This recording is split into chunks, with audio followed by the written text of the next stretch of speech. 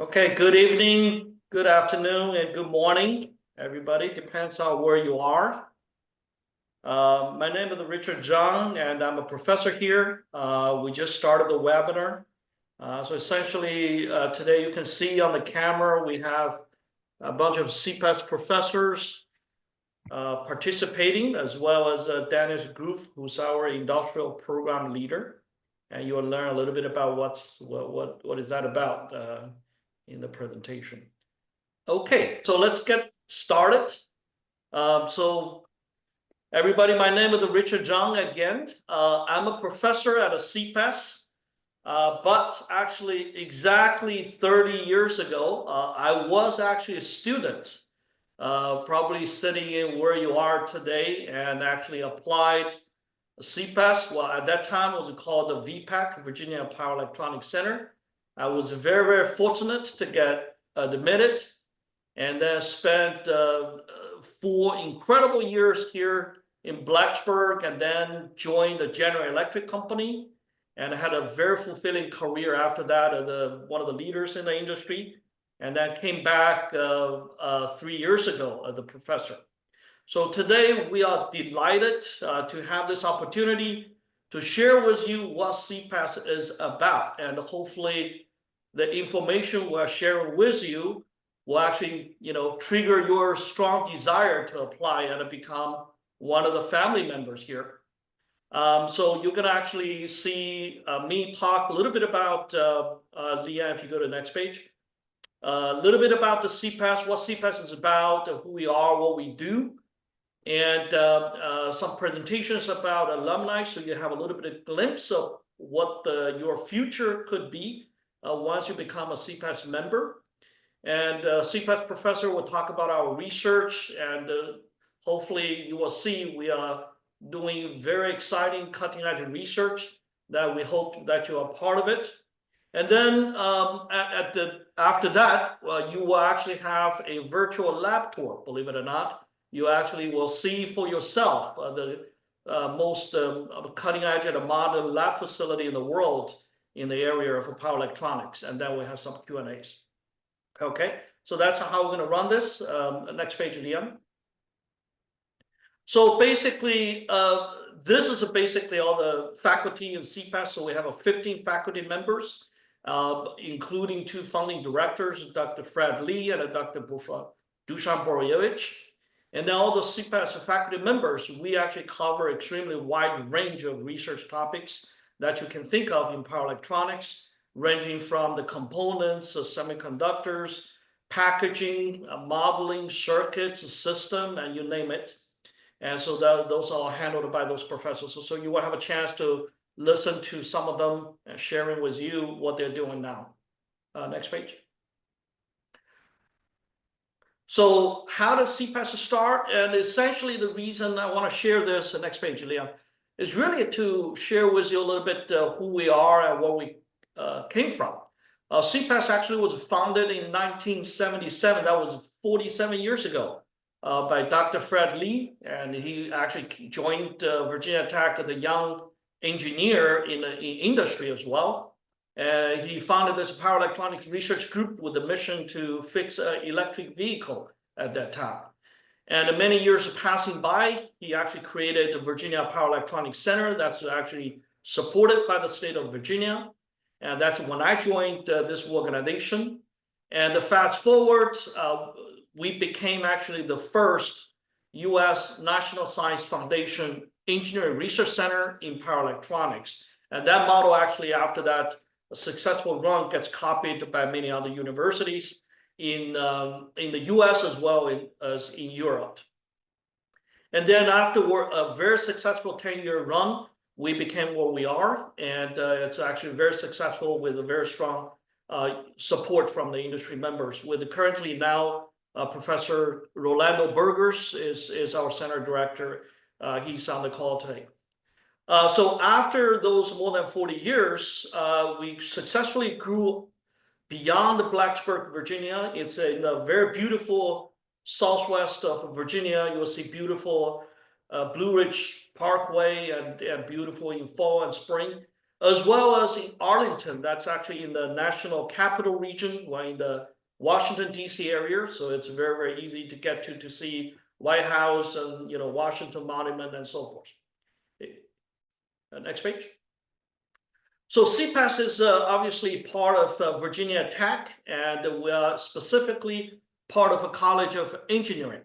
CPES, Virginia Tech is one of the premium universities in the U.S. with actually very large annual budget, close to $2 billion.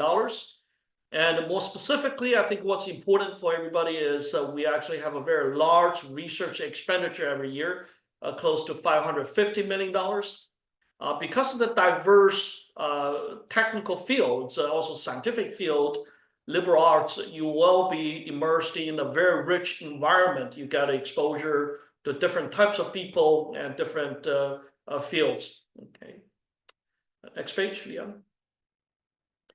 And CPES, all the faculties who are part of the Bradley Department of Electrical and Computer Engineering. Again, this is actually one of the top department in the U.S. We actually ranked #2 best global university in the U.S. for electrical and electronic engineer. We have actually large research portfolio. If I remember correctly, we're about #6 in the country, with more than close to $70 million, and NSF research ranking #8. We're proud that in the department we have 4 National Academy of Engineering members. Actually, all 4 of them is in the power electronics and the power system area. And our 2 founding directors, Dr. Fred Lee and Dusan Boroyevich, they were all National Academy of Engineering members. Next page. So over the 4 decades, as I mentioned earlier, roughly divided into kind of 10 years each segment, we're growing from the original small power electronic research group to VPAC, and to now today, we have more than 100 people as students and faculty. And the students, that's the group that you will be interested in joining.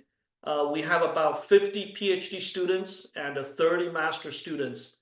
And in addition to that, we also have some visiting scholars, around 10, and also as well as undergraduate students participating in our research. Next page. One of the very unique thing about a CPES is I would say we are the best in the world in power electronics, and very unique in all the universities around the world is our support from industry. So we actually have close to 100 industry members, all those very well recognized world leaders in the industry. They're actually they are all our members. And this provides us a very unique opportunity. #1 as those members supporting us on the research funding, and also guide us on what's the upcoming most really influential technical challenges that we can solve, as well as providing students with the very unique opportunities for internship, as well as ultimately once you graduate, as a job. Okay, next page, Leanne. So specifically, here's a list that basically shows you those industry members that we have. You can easily see those are very well recognized name.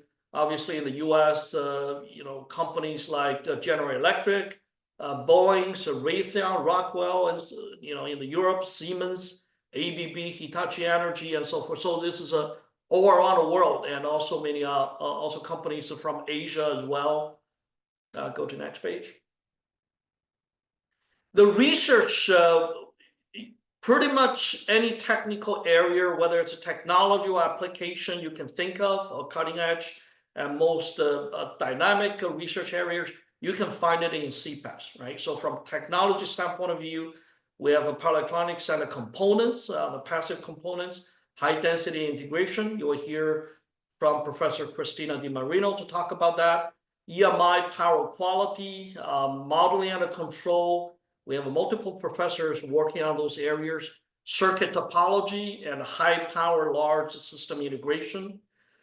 And then those technology areas will flow into those very hot application areas. So from the transportation, like aircraft power, marine power and propulsion, EV, onboard charger, traction drive, charging infrastructure. And CPES always is strong in terms of enabling the cutting edge IT industry, going from the CPU and the GPU power supply to data center.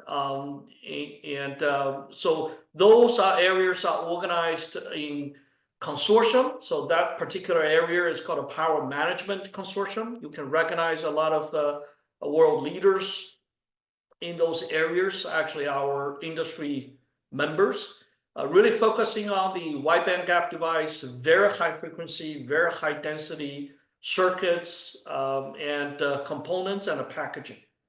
Next page. And then high density integration is basically the consortium. It's the second consortium that we have that attracted a number of industry companies, either is in the companies like Raytheon, Crane, and Moog. They basically are supporting the CPES, developing technologies for wide bandgap, ultra wide bandgap device, advanced cooling, advanced packaging. The goal is to really to break the technology boundary and pushing to higher and higher frequency and pushing the operating temperature higher and higher. The next page. And then the last mini consortium that we have is really in the area of high power converter and system with the wide bandgap semiconductor devices. So a lot of the world leaders in the area like renewables, wind, and solar, and transportation. Those are the companies that strong support in this area, along with a lot of government agencies and the utility companies. So we have very strong support from Office of Naval Research and Advanced Research Program Agency in energy segment, ARPA-E. So we have actually ongoing and very large research programs. And now in this particular area, we're also expanding our power and voltage level. Going to the next page. So all the research that we talked about is actually a portfolio is very well balanced in terms of low voltage, medium voltage, and higher voltage, semiconductor and packaging, as you can see from the pie chart. Some of those diagram and the picture there, you can see some of the hardwares and the control modeling research results that CPES conducted, and also with some very well recognized name like Airbus, Amazon, Google, Siemens, Toyota, and GE, ABB. So those are the leading industry companies that strong support for our mini consortium research. Next page. So this is a summary page that we basically have over the more than 40 years graduated a total over 400 graduate students, and about half of them are PhD students and half master students. Obviously, along that journey, we generated a ton of technical papers, patents, and with a large research grant every year. Now, if I want to wrap this up, I want to leave 3 messages with you, what CPES is about or what CPES means to you once you become a member. Right? Number one, like I said earlier, I myself is a product of CPES. So I can say that with the confidence that number one, CPES provides unparalleled training opportunity. Okay. That's represented with our world-class lab facility that you will have a chance to see later on. We have world-class faculty members to teach you and to train you through those research programs. And second is we have a very unique and a strong connection with the industry, with over close to 100 industry members. You have a ton of opportunity to interact with industry, learning what actually matters to the world, and work on the cutting edge research that's meaningful, as well as you will have a very great opportunity to do internship and also eventually then a job in those companies. And basically the training you will get in CPES will very well prepare you for a very successful career, whether you choose to working in universities, in academia, or in industry as a leader and a leading researcher, or working in government agencies. Okay. The last one important point is, as you can see that we have graduated more than 400 graduate students over more than 40 years. They actually, many of them become leaders in their own organization, whether it's in companies or universities. So they become a very, very powerful network once you become a part of the family. And we have actually a lot of support. And some of them actually appeared today, and you will hear one of the alumni, Tim Flecker. He's going to talk to you about his own experience. So with that, I will hand it over to Lian, and then I'll come back later to talk a little bit about my own research. Okay, thank you. Thank you, Richard. Thanks for your big picture overview of CPES theory to introduce who we are and where we stand. So I would like to second what Richard has already mentioned. So resources, including people, that is one of our most powerful strengths here at CPES. And also, as this page suggested, its achievement highlights, but I would say one of the most important achievement here is also the people, including our staff, faculty, students, and of course, alumni. So next section, we will move to some highlighted alumni and recent graduate to show you where they are right now and how they are doing right now. So first, we want to highlight some alumni graduated from CPES. As Richard mentioned, CPES always maintain a strong connection with industrial companies, and also a lot of our graduates went to industry for different companies, either to start their own business or contribute to giant companies. As you can see here, we have several highlighted alumni, but that's only part of our huge CPES family. Just to give a few examples, like the first one, Dan Sieber. Oh, sorry. So Dan Sieber, he is a PhD graduate back to around more than 30 years ago. And right now, he is a CEO of VPT. Probably you're not familiar with this name, VPT, but actually VPT is one of the most largest company in the space application and the military application here in US. And also we have several entrepreneurs. They have created their own business that went to public.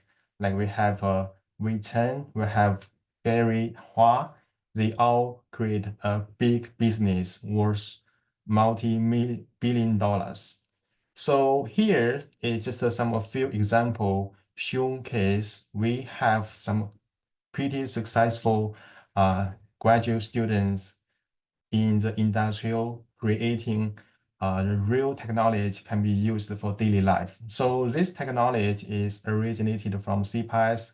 We do research here, but we don't only do research here in our CPES. We want to apply our technology to real world to advance our life technology. And just for a quick example, like the inventor electronics by Hua Gray, he is working on the LED lightning and the Statue of Liberty. The lightning is from this company. So that's just one of a few examples from our families, and also for our recent graduate students. They are also continue the career in industry or in academia to follow his interest and his passion on the research of power electronics. For example, we have a few students went to like consumer electronics if they are working on low power research, like wireless power transfer, that's kind of thing. So like we have Shuo Wang here, he joined the Apple last year, and he's working for the wireless power transfer for your cell phone, for your iPhone. So let's make his research not only just exist in his paper, not only just only in our life, but also he can apply this technology, the thing he contribute to all the iPhone you can use.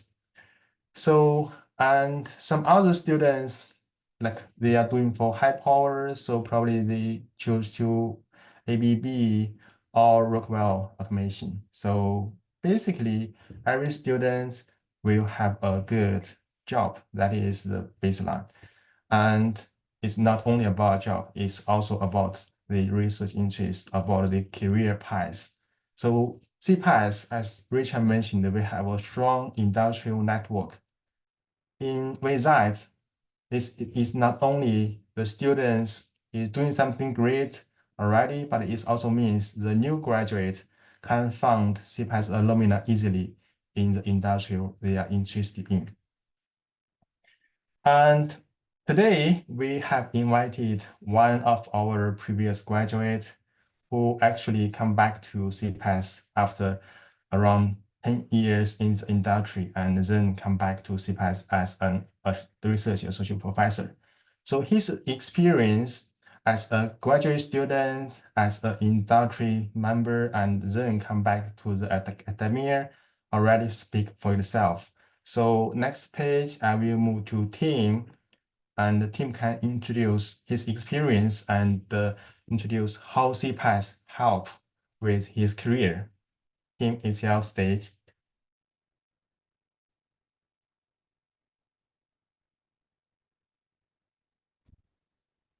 Good evening. Hope everybody's doing well, or if it's not evening for you, just whatever time zone you're in the world. Just realize, just like Richard pointed out, right? This is a global community, and so, but hopefully, what I talk to you about just in this brief amount of time can shed some light on the experience I had. And so, I started at Virginia Tech and got my undergraduate degree there. And as I was going through it, I was still trying to decide what I wanted to do with electrical engineering. And then in my senior year, I got hooked in with Dusan Borevich in his power electronics class. And I knew from, about the second week of that class, I knew this is what I wanted to do. And luckily enough, and I feel privileged and blessed, he took me on as a student, and I continued on at CPES at Virginia Tech during the NSF days when it was a 5-university consortium. And even though today we still call CPES, it's primarily Virginia Tech, we still have a lot of collaboration, not only with companies, but with other universities as well. But during that time of the early and mid 2000s, I got my master's and PhD degrees at CPES here at Virginia Tech. And I counted it as one of the best experiences of my life. And as you can see here, I kind of zigzagged my way through my career a little bit, but going out in the industry and, did a couple different things and then came back.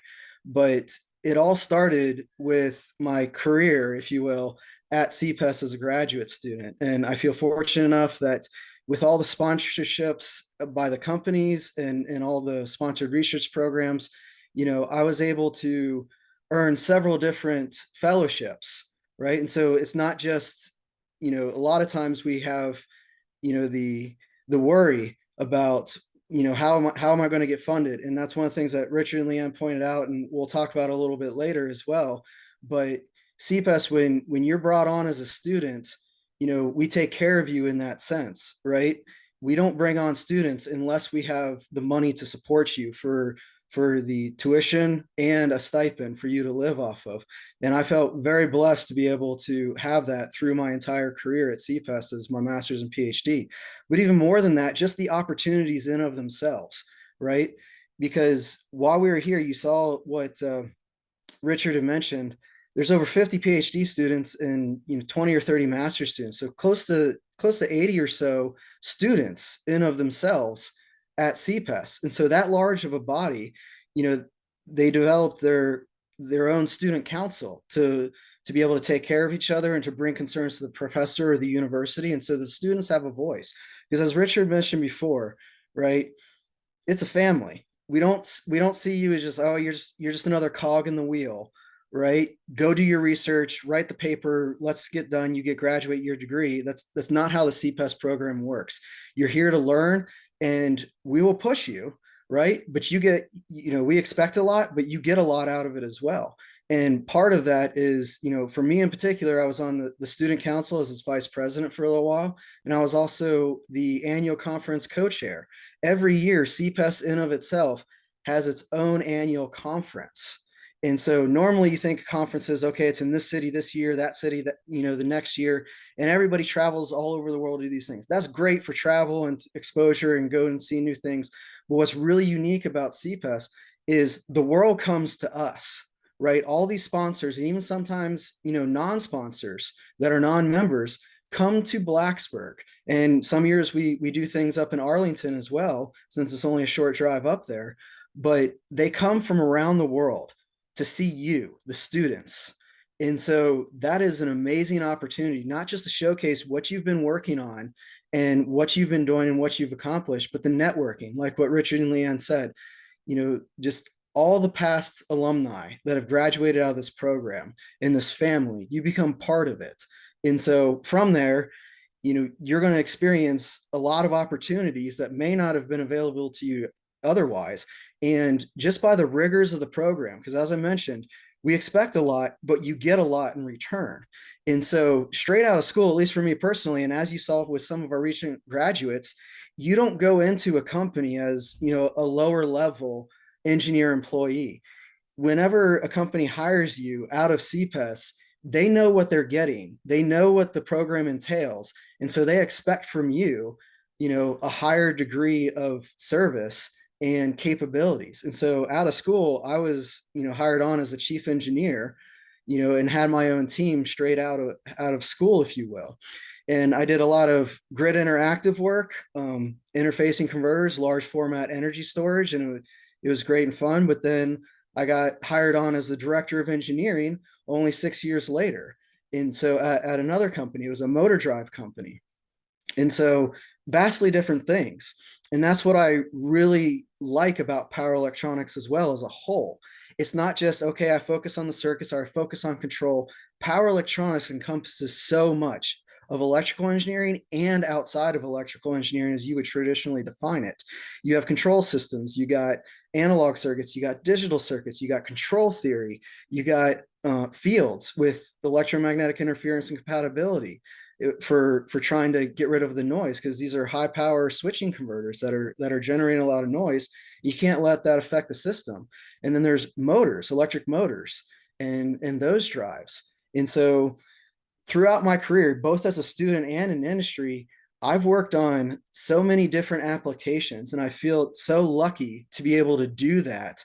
And I've never felt bored of, oh, I'm just going to work and doing this one thing every day. And oh, the next day I'm doing something slightly different. There's such a wider range of things. And the other neat thing is, as Leanne highlighted, is this program focuses, yes, there is technical achievements. We're researching and discovering new things and pushing the boundaries, but that's not just for the sake of science and technology. We are focused on providing that service to all mankind. There's meaning behind the research we do to advance not just the technology, but its implementation in society and culture. And that goes hand in hand with our parent university, Virginia Tech, whose model is ut prosum, which means that I may serve. And so you really have to come into this mindset that this isn't going to be easy, right? There may be some days that are harder than the others and some days that are easier than the others, but you have to come in the mindset that you're joining this program, if that's ultimately what you want to do and you're selected to come, that you're doing this because it's not easy. You want the challenge, right? Because we are pushing the boundary. And as Richard mentioned, we got some world-class facilities available to us and the students. And it's not just the professors doing this, that, or the other. You students are doing, a lot of the work and doing a lot of the hands-on building the converters. And you'll see that in the lab tour as well. But ultimately, I landed back here at CPES. My heart's always been here as well. It gave me so much throughout my career, and an opportunity arose. And so I rejoined as a research associate professor earlier this year. So it's only been about 6 months, but I can And even though every time you leave something behind, to focus on the next stage, there's a little bit of, sadness. I won't say grief or anything, but I can, say without hesitation that coming back and rejoining CPES was the right move for me. And I just really hope that my experience can highlight, part of the path that you can follow, whether you go out into the real world, if you will, the industry and commercial areas, or you go and work for government, or you stay in academia. CPES will be able to train you for no matter what life throws at you in that regard. So thank you. Back to you, Leanne.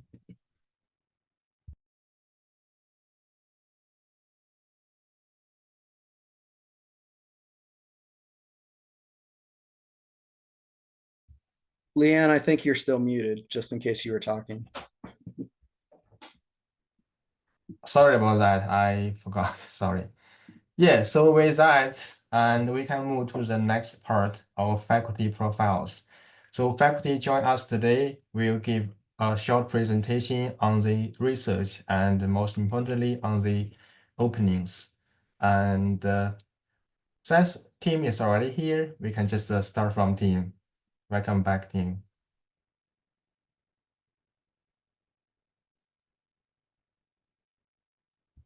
Thank you, Lan. So here I am back again, but new slide, right?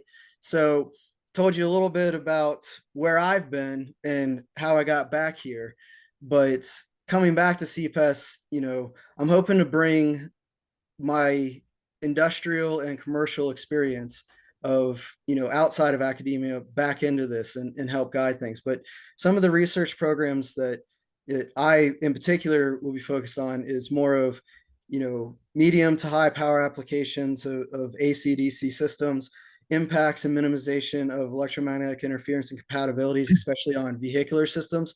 So that's not just what we traditionally think of cars, but also, as we saw before in a lot of the applications CPES works with, it's terrestrial, naval, and aviation, and even space-based type of applications.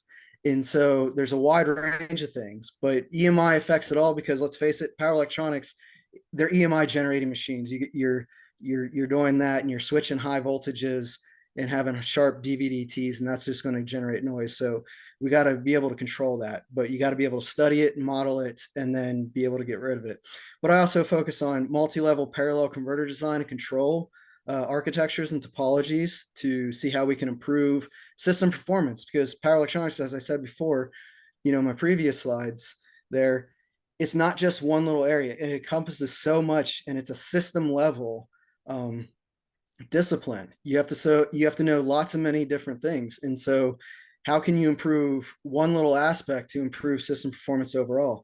But I also deal with stability analysis for microgrid type structures for both land-based, so the terrestrial, but also naval architectures and aviation power distribution systems, as well as our grid systems. And we'll hear Richard talk a little bit more about his initiatives. He's based up out of Arlington and stuff, and not to steal his thunder, but Grid 3.0, he'll talk a little bit more about that. But I also like to look and study things that are out at the fringe of the network. So more rural areas where if you will, where the grid is a little more weaker and it needs more stability and robustness to prop it up.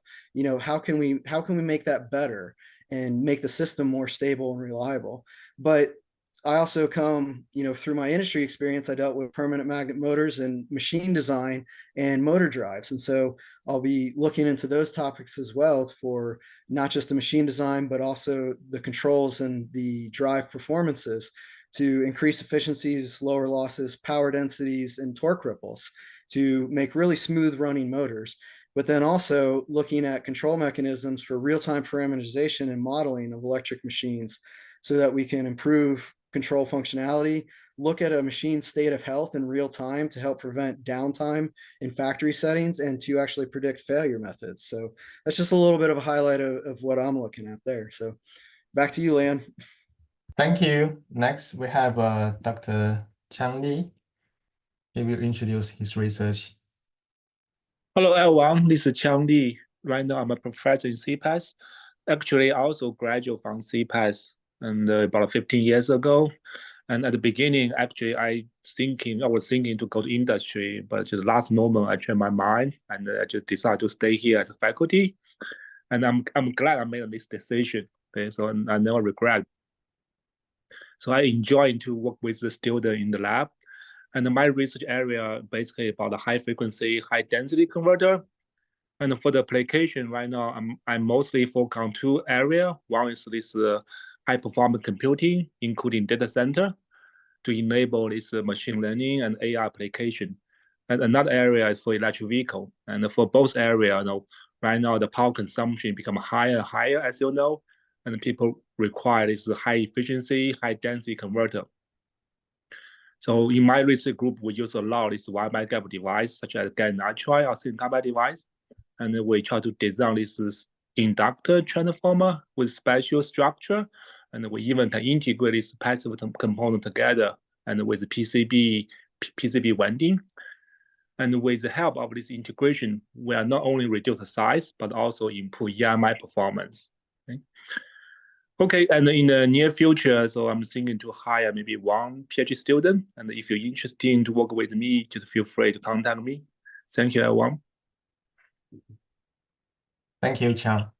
So next, I will move to myself. And for me, I actually graduated from University of Tennessee back to 2022. And during my PhD study, I majorly work on electrical vehicle. And after that, I joined the CPES as a research scientist. So after stay here around 2 years, and lucky enough, I get a chance to work here as an assistant professor. So that's my great pleasure, and also I'm glad I have this chance to continue research in such a prestigious university and center. So with that, I will continue my research but extend to different application. So if we use one word to conclude my research, that is integration, but integrated from different level. So for example, I do package integration as shown on the left top figure. That's basically we are trying to integrate everything together for a single power module. Like we have the GAN bare die, we have the isolated power supply, we have isolated gate driver, and also we have decoupling cap and a bus bar. So basically, it's a easy to use plug and play power module. So that is something we put everything together. We call it package integration. And with that, we also have a additional level that is magnetic integration. So you may know in CPES we do a lot of power electronics parts, passive components, that is the magnetics. So here we are trying to integrate the magnetics components like inductor, transformer into a single unit. And it reduces the size, and at the same time, we don't want to increase the loss. So we do optimization of structure, we do optimization of winding layout, and we do everything to make this transformer more efficient, smaller, and at the same has better thermal performance. So that's two basic level of integration, and we also do topology integration. It basically means we are trying to integrate different units together, and we have a multi-function unit. Like for electrical vehicle application, we can integrate the onboard charger together with the auxiliary power module. So traditionally we have two units, but here it's just a one single unit, and it's not a single unit that we simply put all the components together and put it into a single includer. Instead, we are integrating from topology level. Usually we use a multi-port converter, like say 3-port converter, so can be connected to different sources and different loads. And with that, we propose control, we do magnetics integration, and we put everything together to make our system smaller, cheaper, and at the same time attain a decent performance. And we can combine all these different kind of integration together. That's what we call the system integration. We can have multi-function, and we have integrated magnetics, and we could have integrated package, everything together. So it serves the same target: smaller size, lighter weight, cheaper cost, and also maintain the same performance. So this target is actually applied to different applications. As here we are working on electronics, but in the future we're trying to extend this concept for different applications, particularly for space application or for the aircraft. So I will move next to Dong. He is also working on different DC-DC converters, that kind of thing. So Isiao. Hello, everyone. It's really great to be here with you today at the CPES Open House. I'd like to start by sharing a bit of my personal background. So I received my bachelor degree from Tsinghua University in China in 2007. After that, I had the opportunity to join CPES as a graduate student under the guidance of Professor Dusan Borjevich. So basically, I spent about 5 years there to complete my PhD in 2012.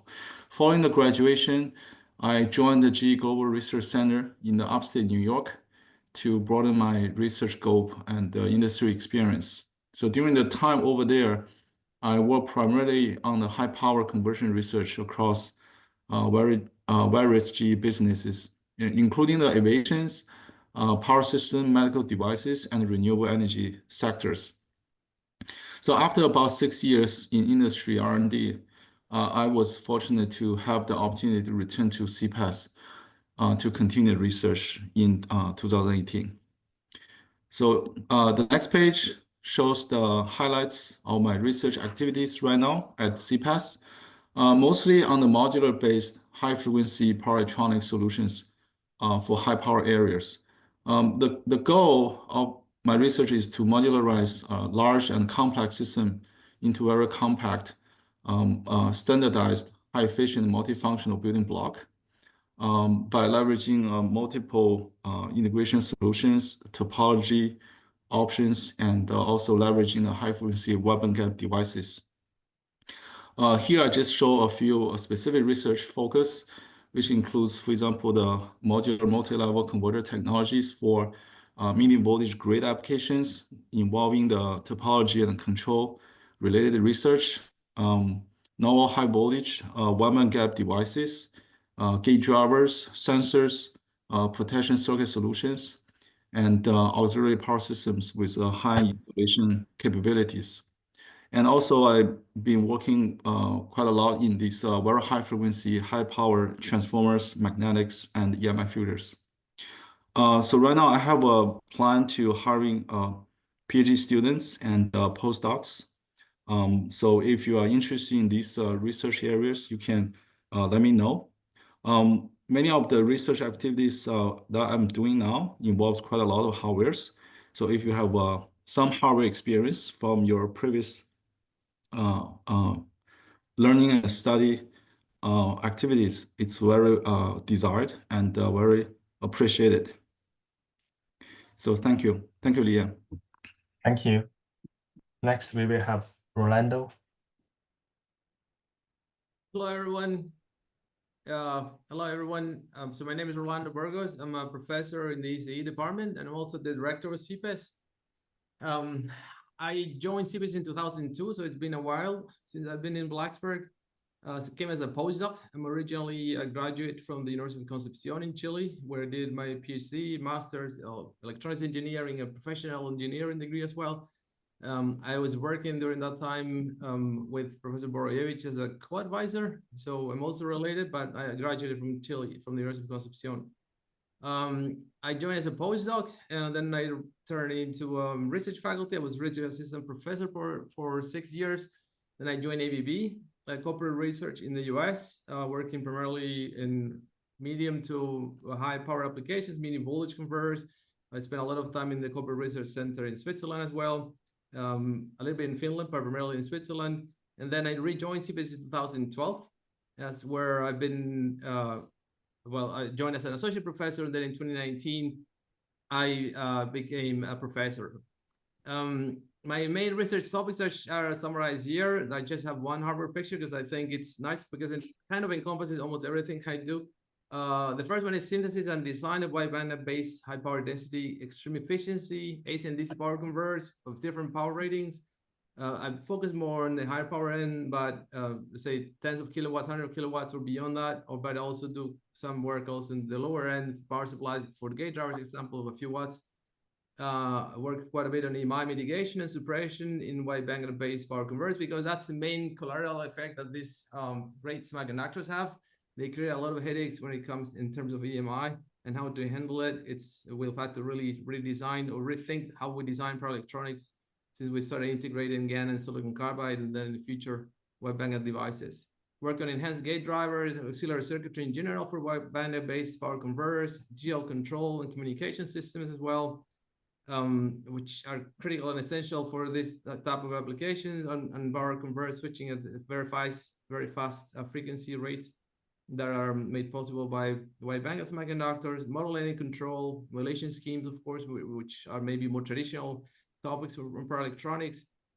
I also do a little bit of work on the higher power end, thinking about maybe grid distribution or transmission level systems, so again, looking at the stability and interactions that power electronics can create at the system level. And that's primarily done using impedance-based small signal stability theory, which is an area that CPES has contributed enormously, say, over the years, starting from the space station up in the 80s, then moving to distribution systems on board ships, and now the grid, increasingly the grid, because the grid is becoming a really power electronics distribution system, slowly but surely, with integration of all renewables and HVDC transmission, etc. And then also related to that, we're doing quite a bit of work on grid forming, grid supporting controls, and grid impact power electronics in general in grid applications. I'm specifically looking at, which maybe this is more what you're interested more on, hiring PhD students for the next academic year, 3 PhDs, 1 master's, and 1 postdoc. Of course, we're always open to if the students, the applicants are really good. We're always trying to find a way to hire people. So, but this is, I think, the needs that we have for the coming year based on the projects that we have. So with that, thank you, everyone. And we'll wait until the end to answer more questions. Thank you. So a little bit about my research. So obviously, I've done a lot of stuff in GE after spending 23 years. First, started as an engineer and then moving into technology management, and I became a senior leaders in the company as a technology executives and business executives in different parts of the world, including in France and UK and China, in different parts of the business, oil and gas, power conversion, and a grid integration. So before I joined CPES back in 21, so I was the chief technology officer in charge of GE's high voltage DC transmission and a flexible AC transmission business.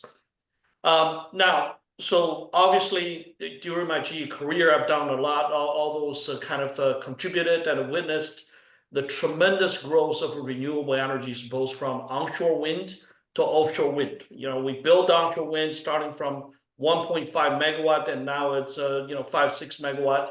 The offshore wind, I started to build those 6 megawatt offshore wind turbine, and then now is like 15, 16, and moving towards a 20 megawatt offshore wind turbine at each machine.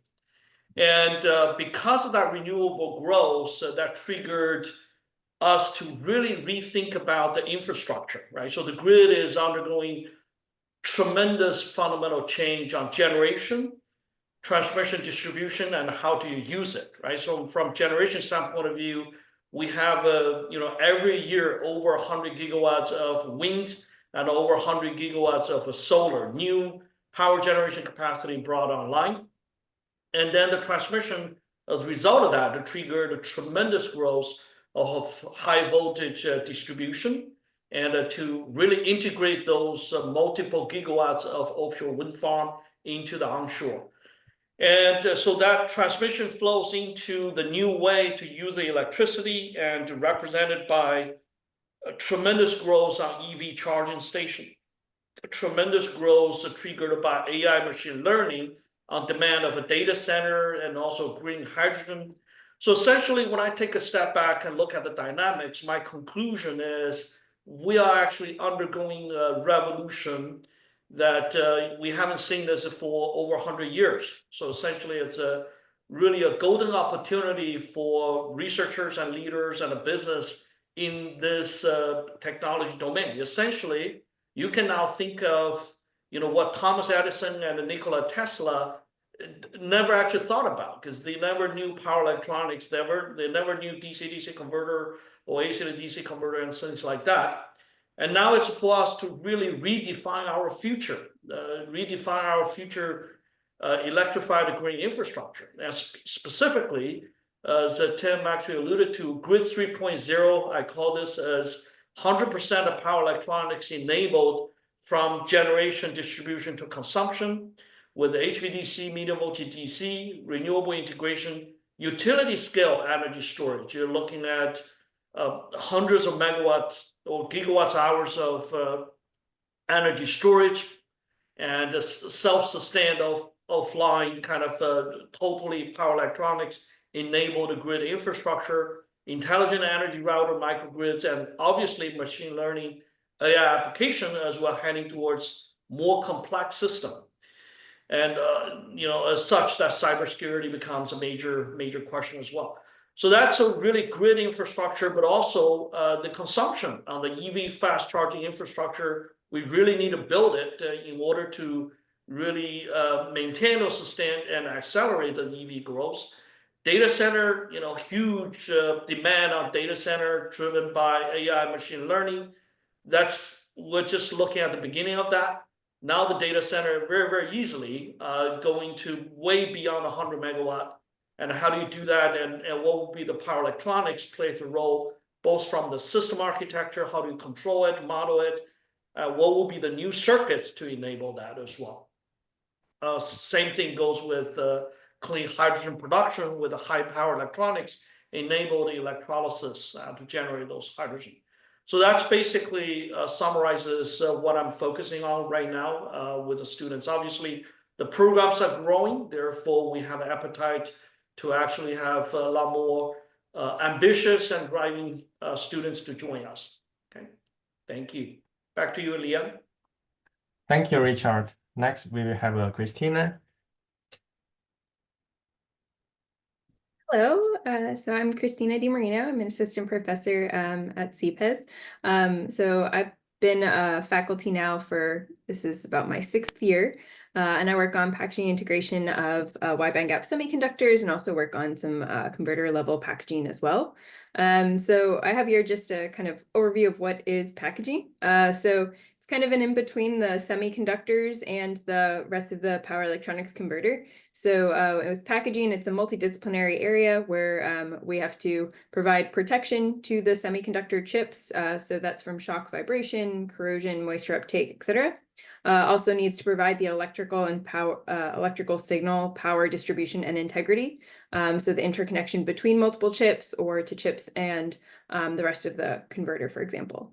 And then also needs to provide thermal management. So the semiconductor devices heat up when they have those losses. And so the package has to be able to dissipate that heat and get that heat to the thermal management system.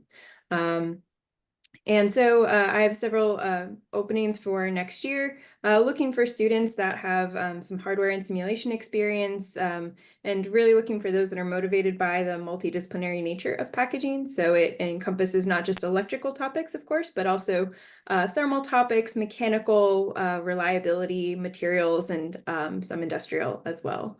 Next slide, please. So this slide just shows an overview of a couple of the projects that we've been working on over the last few years.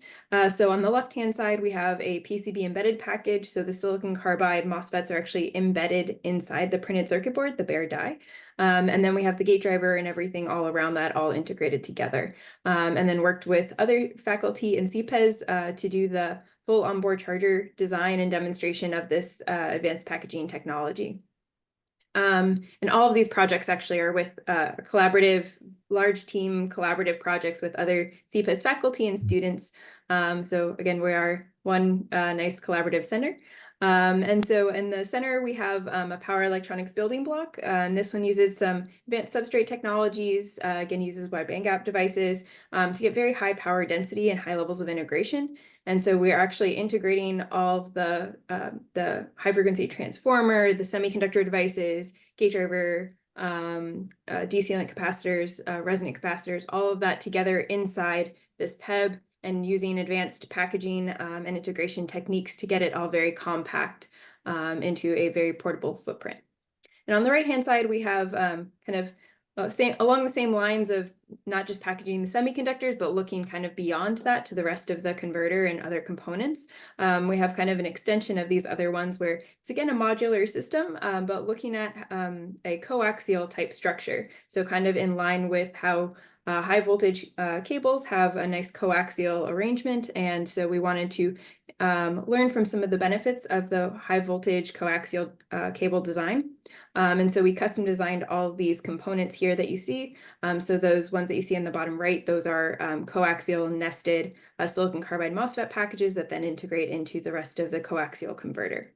And so on the bottom here, I'm just showing some images that kind of hopefully further enhance some of the topics what I mentioned earlier about the multidisciplinary nature of packaging. So on the left-hand side, showing some EMI measurements that were done. So as we go to higher levels of integration, understanding your common mode, differential mode noise paths, near field effects, things like that, and figuring out how can we still achieve this high level of integration while mitigating or carefully controlling the EMI as a result. And then also in the next figure, we have a computational fluid dynamics, CFD simulation.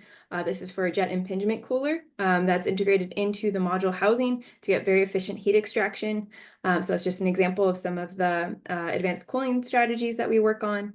The third figure on the bottom is showing partial discharge inception voltage tests. So we do also electrical insulation. We've done packaging for 10,000 volt and up to about 13,000 volt semiconductor devices, all with very fast switching speed. And so understanding the electrical insulation considerations is really critical. And then we do a lot of materials processing. So all the hardware that you see here was fully fabricated in the CPES labs and tested in our labs. And so understanding as you're using advanced materials, advanced processes, understanding your process control and the significance of different variables in that processing and manufacturing is really critical as well. So we also use statistics to understand our confidence intervals and distributions. All right, so I believe next we're handing it over to our students in Blacksburg, and you'll get to see a virtual tour of the Blacksburg labs as well as the labs in Arlington. I forgot to mention I'm also based in Arlington, Virginia, and near Washington, D.C. So you'll get to see those labs as well, including the packaging lab there. Thank you. Thank you, Christina. Thank you all faculty members for your introduction. And next, we will move to a live virtual lab tour. So basically, it will go through our facility and labs. So here, as Richard already mentioned, we are originated in Blacksburg, but right now we have expanded to Arlington, particularly the DC area. And in Blacksburg, we have basically the first floor in the building showing on the left top figure. That is basically all for CPES. And we have a electric lab on first floor. It has several different areas, like for low power area, high power area, and also on sixth floor, we have packaging lab. And a similar thing for the Arlington side. Arlington side, we have a brand new electric lab expanded just in last year. And also we have a new package and integration lab opening back to 2 years ago. So as you can see from the live pictures, we have a bright live open design. And also we have some pretty good power supply and equipment for high power, high voltage test. So with that, we will move to our lab tour. We have several student volunteers helping with this lab tour. So we will move to the students. Hi, Dr. Zhu, can you hear me? Yes. Yeah, good. Hello, everyone. This is Xingyu, and this is Matthias. Yeah, we too will introduce you guys to our CPES lab in Blacksburg. So now we are at the entrance of our CPES lab in Blacksburg. So if you guys follow me to enter the lab, the first thing is from sponsors, labels hang on the ceiling. So in CPES, we have a lot of sponsors. They provide us the funding so we can do different research. And in here, you guys can see these are some previous projects outputs. We have different converters, and we work with different companies. We work on both the low power, like the adapter, like the data center, and then we also cover high power applications like the ships, the planes. So here, let's go into the real electrical lab in Blacksburg. So every student here working in the same large lab so that we get closer to each other and we have a chance to have the discussion. So we have more chance to get knowledge from other students and get a better understanding of every person's work. And specifically here, we have students working on the semiconductor devices. So these hardwares are the test setups for the device reliability. These are built by our students and they provide us a lot of data of the new devices. So with the new power semiconductor devices, like the gallium nitride device, silicon carbide device, we use them to build new converters. And specifically, with the help of those wideband gap devices, we have the chance to improve the power converter performance. One example is here. You can see these are the data center power supply structures. So with the development of the AI, with the data center, with the cloud storage, we need more power for these applications. And we build these converters to power up those high performance CPU and GPU. So here, this first stage is AC to DC power supply and followed by these bus converters and even the super small POL, point of load converters. These things, we use the PCB winding inductor, also the high wideband gap devices, so we can improve the power density and improve the efficiency. Besides these data center applications, we also work on the EV applications. Now the vehicles are transferring from gas to electrical energy. And what we work on is we build the EV chargers so that the EV charger can have better power density and they support higher power. So speaking of the EV charger, here's one prototype we can take a look. Similar as before, we use the magnetic integration concept to build this PCB winding inductor, PCB winding transformer. And also here, you can also see the PCB embedded power devices. So we use these things to support the high density power delivery. And if we go to higher power, we have the solid state transformers. This means we directly get the power from the high voltage AC grid. And we can use these things to support some high power application like a fast charging station or a super large scale data center. And after we see these benches, we also have this high power test bed. Here we have the super high power, high voltage AC source and a DC source. And in the lab, we can do the tests even to 30, 50 kilowatts, and we can directly do it in the lab. And the test bay, the purpose is we put the test setup in the test bay, And during the test, we are away from the power converters, so to keep the students all safe. And that's all for the low power area. And let's transfer to Matthias. Great, I'll take over from here. Hello, my name is Matthias. I'm a 5th-year PhD student advised by Dr. Burgess, and I will tour with you the high-powered area. As we walked in from low power to high power, what you'll see then on the left and the right are the patents that have been awarded to CPES. CPES holds in total 160 patents, and the patents are then shared with our industry members. CPES itself contributes approximately 10% of all patents of Virginia Tech. As we then walk into the High Power 1 area, we have approximately 10 students working here in the High Power 1 area. As we moved from low power to high power, of course, we increase power ratings, and with that also the voltage levels itself. Here in high power, we focus on a wide range of applications, from more electrified aircrafts to drones to medium voltage converters, as well as then to converters used for fuel cells. A highlight of the High Power 1 area is our EMI chamber, where we can test all our converters for their electromagnetic interference. You can also quickly step inside.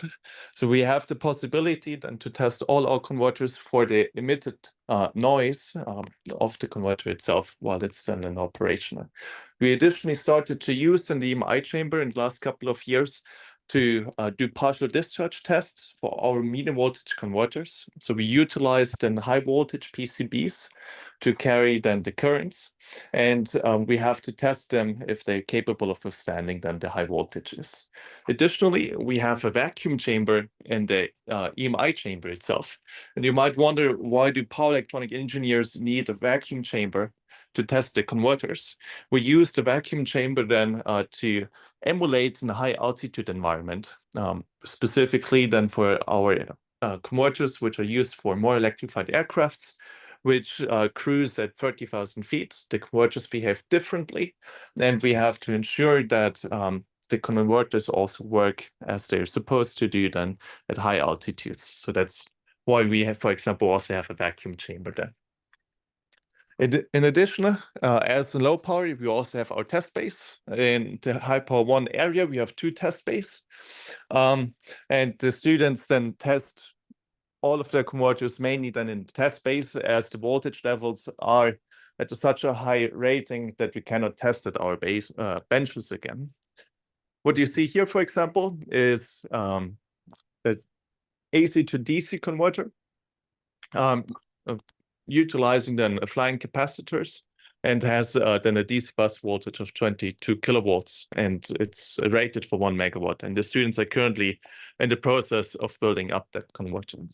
Additionally, here in the High Power 1 bay, we have then a building block for an MMC, a modular multi-level converter. And the student is measuring the common mode noise, which is emitted then by the building block itself. And again, all the hardware is controlled remotely, so the student will sit then outside while the hardware runs then within the test bay to ensure that in case something happens, the student stays safe.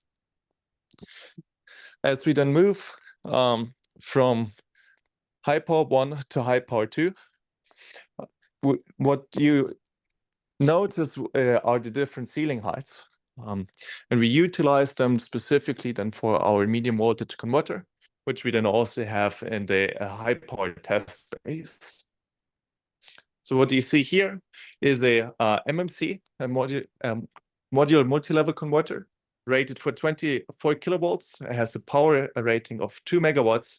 And all the hardware that you see here is built, designed, and tested by the students. So I think on that project, we had then between 4 and 6 PhD students then at building that converter itself, focusing then on communication, on a power distribution, on the gate driver designs, sensors. So everything you see is built by the students itself. Yeah. Then within the high power area, High Power 2 area, we also have then the second test bay. I'll quickly walk you through. There we have then converters which are then used in more electrified aircrafts. For example, over here, that's then used as for an traction inverter for more electrified aircraft, which utilizes then 12 phases. And then on the left, we have then, for example, a test setup that evaluates then filter designs for our power converters.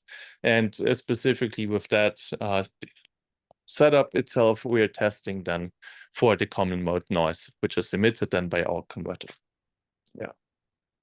Within the high power area, we also have our mechanical room, and the students can utilize the mechanical room and to then tweak and build their converters. So we have then everything from bandsaws to sanders to a drilling press, as well as to a milling machine. And the students can then also utilize the tools we have here at CPES to build then their converters as well.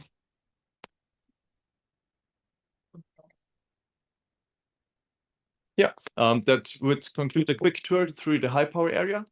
And with that, I would give then the word to Harris, and Harris will then introduce the Arlington area to you. Thank you. Thank you, Matthias. Hello, everyone. My name is Haris. Good evening. I am a PhD student up here in Arlington, and I work with Dr. Richard Zhang. You heard from him just a little while ago. So I'm standing here in the Virginia Tech Research Center building in Arlington on the 4th floor. As you may have heard before, CPES has lab facilities on the 4th and 5th floors. You can see behind me the electrical lab behind these fancy glass walls. So on my right are the CPES faculty offices. There's 2 faculty members, Dr. Richard Zhang and Dr. Christina DiMarino, located in Arlington, and we have around 15 students in this location across the 4th and 5th floor. So I'll go across inside our lab, and I'll show you the lab facilities.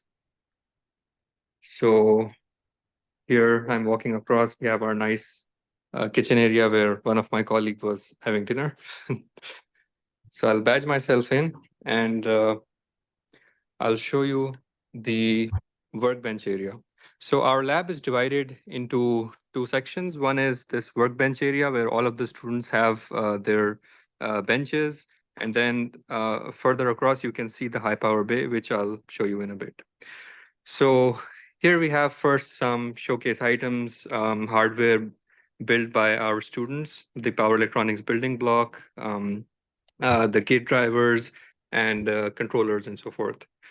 On every bench, you can see we have some really nice equipment. Every student would get their own PC, benchtop, oscilloscopes, soldering station, and a really nice TV that you can put your research summary on, and also use that to explain to any outside visitors what you are doing.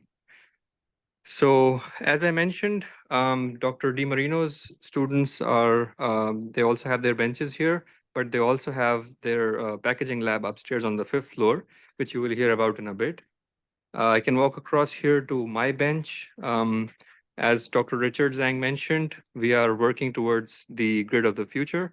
And so my role in that is looking at the AC grid, the power electronics-based AC grid, and how that functions, how can we develop that and control that.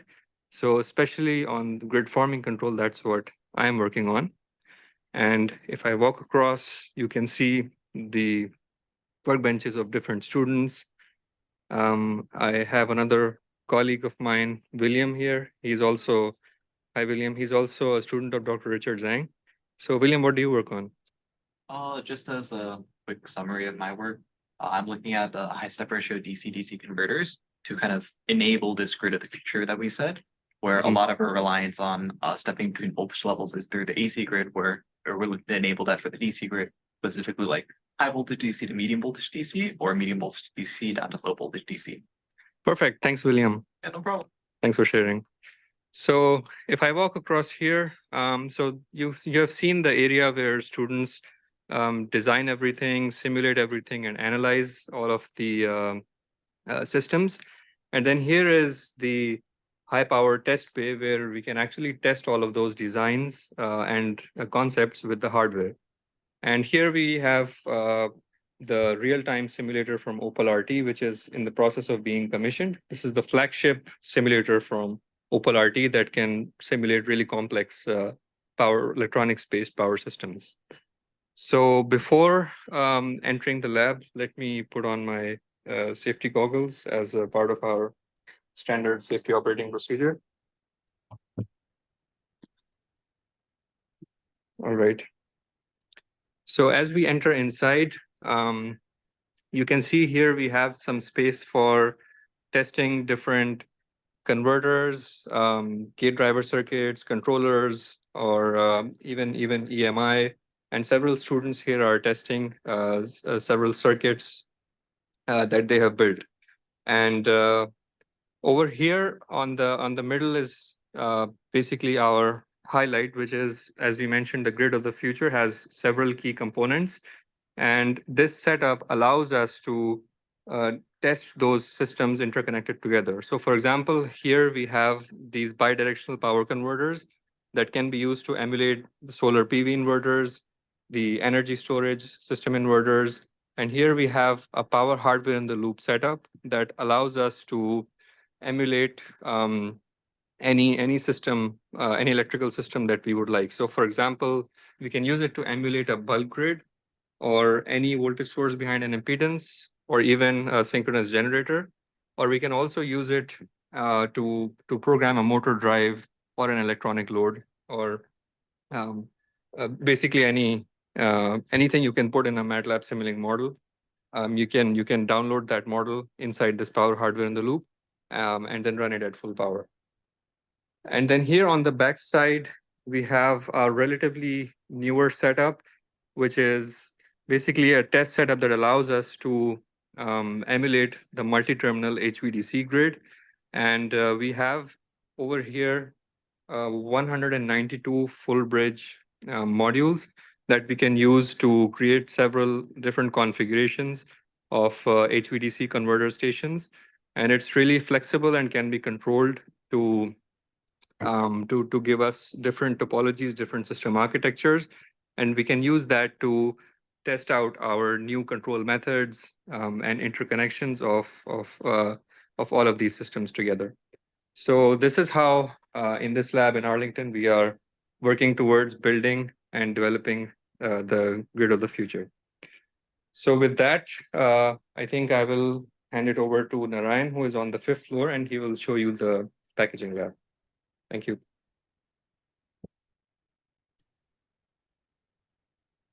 Hi, everyone. My name is Ryan Rajgopal. So I'm a graduate student here at CPES, based in Arlington, alongside Harris. So I will give a quick tour of the Arlington Packaging Lab. We also have a similar facility in Blacksburg with similar capabilities. So what do we do in the lab? So I'll give a quick example of some of the work we do. We do a lot of different things, but one of the major things we do is package semiconductor devices. So here you see a power module that was developed at CPES several years ago, and these little squares are the semiconductor devices. So we developed the package around it, including things like the substrate, the encapsulation, the tiny little wire bonds, terminals, to be able to get the full benefits of these devices. Not just the electrical benefits, but the thermal and mechanical benefits as well. Based on this, we've developed a lot of different unique packages at our packaging lab at CPES. One of these is the coaxial power module that was shown before.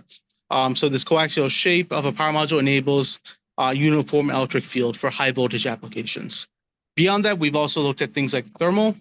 This is a 10 kV power module with an integrated cooling system. So the cooling channels are able to directly cool the devices inside. All this was built in-house using various pieces of equipment that we have here at CPES. So I'll introduce you to some of them. One of them is sort of the wire bonder. So this piece of equipment is used to make electrical interconnects inside of your power module. And sort of standard commercial power modules often use wire bonds. So this gives us a capability to be able to do that. More unique approaches to interconnects include what you see here underneath the microscope. This is a semiconductor device and we're replacing the wire bonds with an actual coaxial interconnect. So then we can get a lot of the electrical benefits from moving away from wire bond connections. And we sort of fabricate all this very tiny little components by using a pick and place tool that we have over here. So this piece of equipment enables us to use sort of a vacuum tip to be able to place very delicate small components directly on devices and substrates to be able to fabricate more 3D type power modules. So I'll quickly pan around to show the rest of the lab.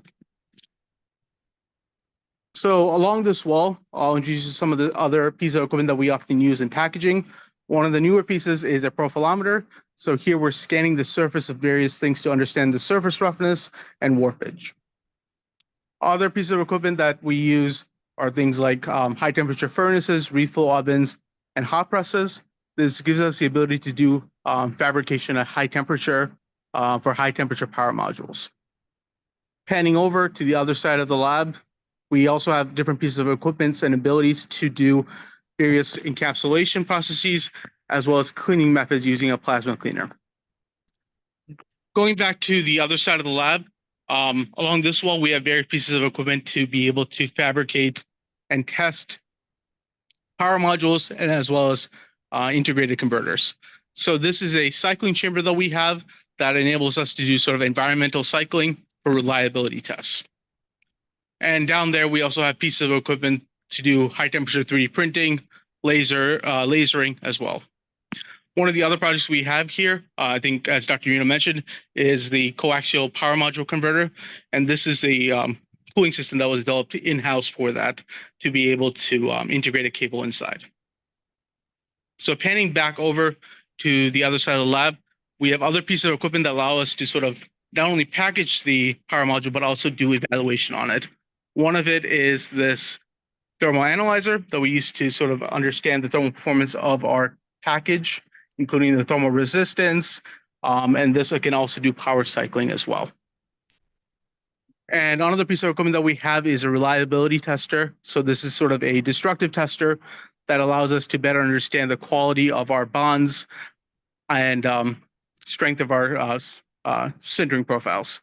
So here Taha is working, one of Dr. Mino's students is actually working on looking at the sinter bond quality of various substrates and devices. So I would conclude by saying the packaging lab gives us a very unique ability to be vertically integrated and to be able to do everything from sort of packaging level all the way up to integration into a converter. And this is sort of a unique capability CPES has that you don't find in many different universities. So with that, I will hand this back to the faculty. Thank you, everybody. Thank you, Narayan. And thank you, Xingyu. Thank you, Matthias. And thank you, Harris, for your good lab tour to showcase our capability. So as you can see from our lab tour, not only we are providing enough space for all the students, and electrical lab, definitely we have benches for each student, computers, monitors, oscilloscope. So that's just the base. And in addition to that, if you want to do some different research, like for package or some semiconductor devices, we also have this high-end equipment for you. So basically, our equipment spectrum is wide enough for you to cover all your research interests. And with that, let's back to our presentation here. So we showed our research facility and equipped. That is basic essential support for all the research you could do here. But in addition to this equipment and the facility, we also provide, the financial support for our GRA, postdoc, and visiting scholars if they are doing a satisfactory performance here.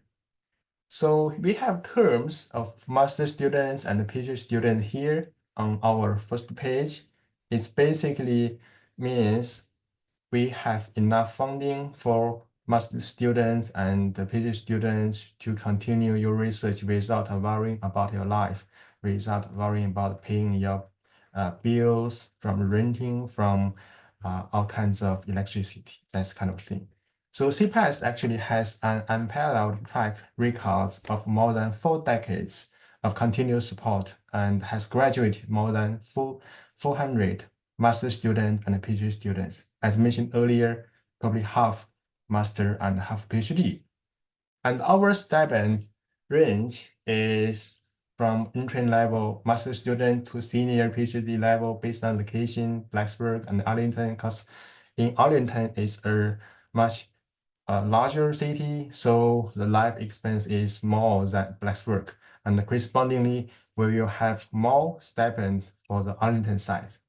But even for the master entry level, as you can see here, we have an annual stipend of around 33,000. So that should be enough to cover the basic life expense. And if you are a PhD student and you pass the qualified exam and preliminary, that will give us around $7,000 more. And if you are a lab area leader, as just you can see from our lab tour, most of the students here showing our facilities, they are the lab area leader. So we have different area, low power, high power, electric, packaging. So we have multiple positions for these lab area leaders. That's give us around $2,400 more. And if you are working as a TA, we have another around $6,000 more. So basically, to conclude that we have a pretty competitive stipend for our master student and PhD student. And in addition to that stipend, we also cover conference attendance. Like if you have a paper to present, we will cover the travel expense and the conference registration. And also if you have some food expense, if the conference is not covering that, we will cover that for you. And this conference attendance is not like we only have 1 time per year. It's basically based on, your paper production. And also, this is a good opportunity for you to build up your network and also to showcase your research and to let more people know what you are doing and what the CPES are doing. So we are happy to support that. And work-life balance, that is something we care, even though most of our students working here is working really hard, but we care about the life and mental health as well. So we have 2 weeks of paid vacation. You can use that for any time, and most of students probably use that in summer all together with the Christmas. And in addition to this paid vacation, we have some holidays like from December 25 to January 1st, that is Christmas holiday. And for tuition, you don't need to worry about tuition. And in addition to the stipend, tuition, we cover up to around 20,000 per years. So that is good enough for VT. That is for the master student and the PhD student. We also cover for postdoc and visiting scholars. So for postdoctoral fellows, they have different responsibility. Definitely they do research, but we are also expected to see these postdoc fellows also help to mentor the junior students, master students, and PhD students. So correspondingly, they will have higher salary. So this salary is planned with faculty advisor, but I can give you some idea. Our minimal salary for a postdoc right now is around 61,000 per year. And the period for the postdoc fellow usually could be 1 year or 2 years, and also it could be even longer, and it has to be planned with faculty advisor. Similar thing for the visiting scholars. Visiting scholars usually we see shorter terms like 6 months or 1 to 2 years typically, but still you have a chance to negotiate with your faculty advisor to stay for longer or even shorter as you want. Similar thing for the visiting scholar. You are a recent graduate PhD, so you're supposed to have more experience than the junior student. So it's like you are required to share some experience, share your research, share knowledge with other students here. And salary that is flexible, so it's planned with faculty advisor. Overall, no matter you are a master student, PhD student, postdoc fellow, or visiting scholars, we provide funding for you. And this funding support your life, support your research, and also we have all this facility for your research. Basically, you don't need to worry about like the bill or something like that. You can focus on your research. That is what we provide for our students, and I hope that just give you a big picture overview how our CPES looks like, who we are, and where we stand. So with that, we just conclude our event today. Thanks all the faculty, staff, and volunteer students, and definitely the special thanks to all the prospective students joining us today. And thanks for you to give us this opportunity to introduce ourselves and also to have you better understand who we are. And with that, I would thanks everyone again.